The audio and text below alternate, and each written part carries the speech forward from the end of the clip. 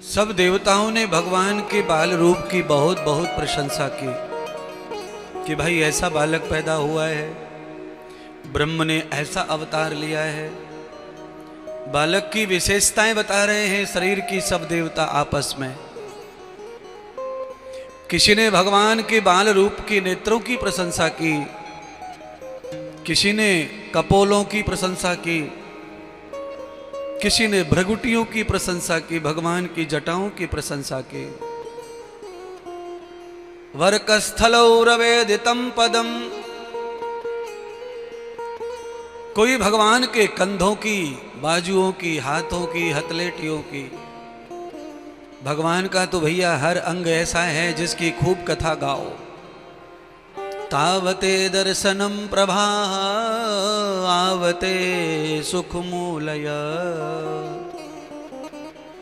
भगवान के किसी भी अंग का दर्शन हो जाए मानो हमें तो ब्रह्म का दर्शन ही हो गया। चाहे भगवान का पैर दिख जाए, हाथ दिख जाए, नाक दिख जाए, उंगली दिख जाए, मानो सब दर्शन हो गया। आपको मालूम होगा पुराने जमाने की कुछ बातें, क्योंकि मैं तो कथा में कभी भी पुराने जमाने की बातों के अलावा कथा नहीं सुनाना चाहता। पुराने जमाने में ऐसी परंपरा थी कि बहू जो है थोड़ा घूंघट घांघट मार के रहती थी। घूंघट भी ऐसा मारती थी कि भूल से भी किसी को मुंह न दिख जाए, हाथ न दिख जाए, उंगली न दिख जाए, पेट न दिख जाए, छाती न दिख जाए, कमर न दिख जाए। ये सब चीजों पे ध्यान था। पहले साड़ी भी थोड़ी ज्यादा चौड़ी लंबी आती थी।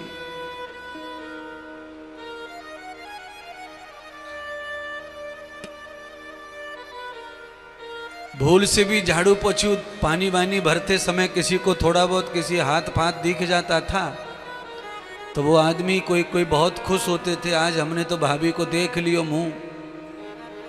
तो पूरे दिन खुशी के मारे आदमी देवर जो है फूला नहीं समझ।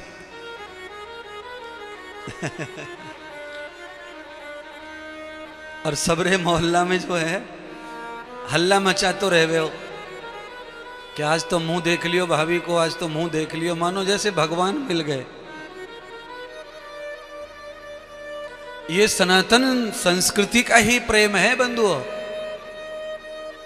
अभी मॉडर्न संस्कृति में तो कपड़े लत्ते ऐसे हैं कि कोई कुछ देख ही नहीं रहा है और उल्टा लोग आंख बंद करके और मुंह फेर के जा रहे हैं। अरे भैया बचाओ, ये क्या हो रहा है। सारा जगत दिखाते फिर रहा है मार्केट में शरीर को, पर कोई स्तुति नहीं हो रही है शरीर के। अगर आप सब लोग मेरी बात को मानते हैं और आपको अच्छा लगता है मेरा वक्तव्य, तो आज एक बात मेरी जरूर मान लो। पुराने जमाने में जैसे लोग मुंह देख लेते थे, सवरे दिन खुश रहते थे, आज भी कोई तुम्हें देख ले तो पूरे दिन खुशी खुशी में निकल जाए, ऐसा कुछ कमाओ।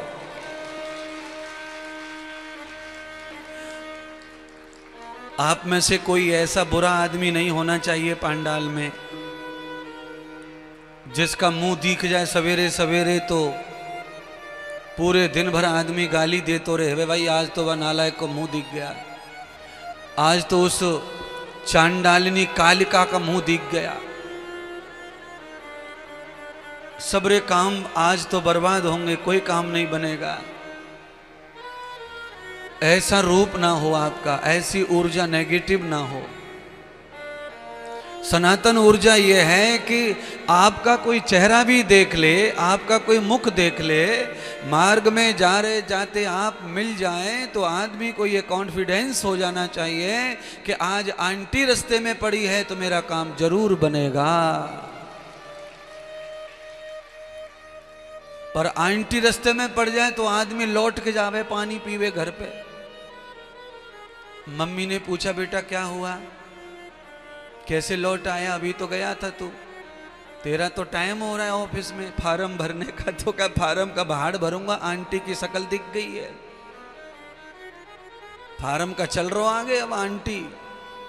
तो मम्मी तो पहले ही फूकी पड़ी आंटी से, तो मम्मी पूरा लेके आई तांबे को लोटा, छोरा पे 7-8 बार यूं यूं यूं, और इस कोने में डाल उस कोने में डाल, और छोरा को दही लेके आई, जल्दी से शक्कर मिलाई, मुंह में डाली, अब मीठा मुंह करके दही खा के जा बेटे। अगर दही खा के काम बन जाए तो जितने डेयरी वाले हैं ये सब बर्बाद हुए पड़े आधे से ज्यादा, इनको दही खा के कभी काम ना बना, और तुम्हारे काम दही खा के ही बन जा रहे। तो गुड़ शक्कर खा के, दही खा के, लड्डू खा के काम नहीं बनेंगे, काम बनेंगे परमात्मा को प्रसन्न करके। बिल्कुल दही खा के मत जाओ, काम बिगड़ने वाला नहीं है तुम्हारा, और दही खा के जाओ कुछ बनने वाला भी नहीं है। ईश्वर को मना के जाओ, बस ईश्वर को साथ लेके जाओ, तुम्हारे सब काम बनेंगे।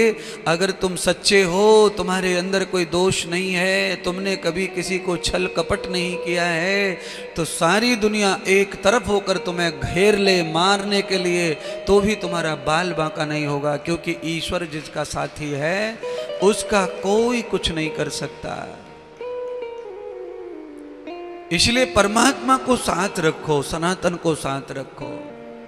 जितना सनातन, जितना धर्म, जितनी गीता, जितना भागवत तुमको आज्ञा करता है, उतना आप कितना भी समर्पित भाव से प्रेम करो, दुलार करो, सहायता करो, खुशी बांटो, कोई पाप तुम्हें नहीं लगेगा।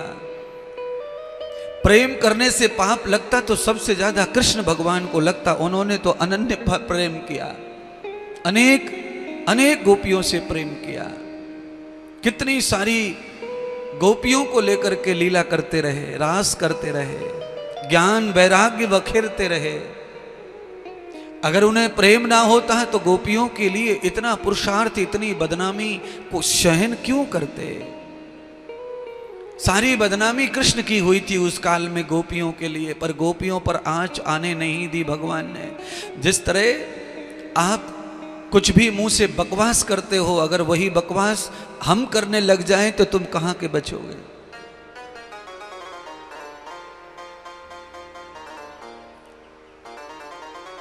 पर ये मुंह बहुत मजबूत है, इस वाणी में बहुत पावर है, बहुत शांति है, पवित्रता है। ये खुट खुट खुट खुट नहीं खुलती, और तुम्हारी वाणी तुच्छ है, उसको खुलने में देर नहीं लगती। इसीलिए संत कहते हैं, वाणी ऐसी बोलिए मन का आपा खोए।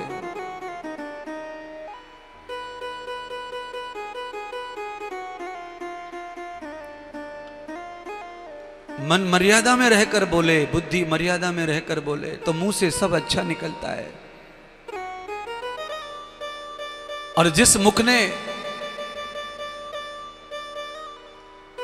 प्रशंसा की वही मुख बुराई करे, तो मुंह में कीड़े नहीं पड़ेंगे। जिस मुंह से मांस खाया, जिस मुंह से गुटखा खाया, उसी से राम भजो, कीड़े नहीं पड़ेंगे। मुंह सड़ेगा नहीं, मुंह बर्बाद नहीं होगा, मुंह में कैंसर नहीं होगा, असंभव होगा। जिस मुंह ने प्रशंसा की है, बस प्रशंसा की है तो प्रशंसा की है। दुनिया इधर की उधर हो जाए, गर्दन कट जाए, पर अब ये मुंह आलोचना नहीं करेगा, तो ये मुंह का सम्मान बढ़ेगा, इस वाणी का सम्मान बढ़ेगा, प्रतिष्ठा बढ़ेगी। तो देवता क्या कर रहे हैं, अपनी वाणी की प्रतिष्ठा बढ़ा रहे हैं। ब्रह्मलोक में, कैलाश लोक में पहुंचे, भगवान के शरीर की अवयव प्रशंसा कर रहे हैं, भगवान के अंगों की प्रशंसा कर रहे हैं। और मैं तो कहता हूं करनी चाहिए।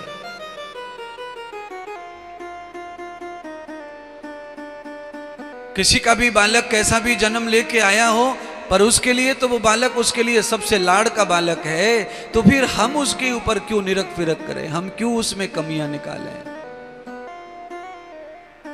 किसी की माँ को खुशी मिलती है उसके बालक की प्रशंसा सुन के, तो कहो बहुत सुंदर है तुम्हारा गोपाल। अरे तुम्हारे जैसा तो बालक अभी पूरे मोहल्ले में किसी के घर पैदा ही नहीं हुआ, ये कहने में अपना क्या जा रहा है अगर किसी का खून बढ़ता है तो। पर किसी के खून को जलाने के लिए, किसी के बच्चे के लिए क्यों कहें कि इसकी टेढ़ी आंख है, इसकी नाक ऐसी है, इसके होठ अच्छे नहीं है, माँ को तो बुरा लगता है ना, तो खून मत जलाओ, किसी का खून बढ़ाने का काम करो, जलाने का काम मत करो।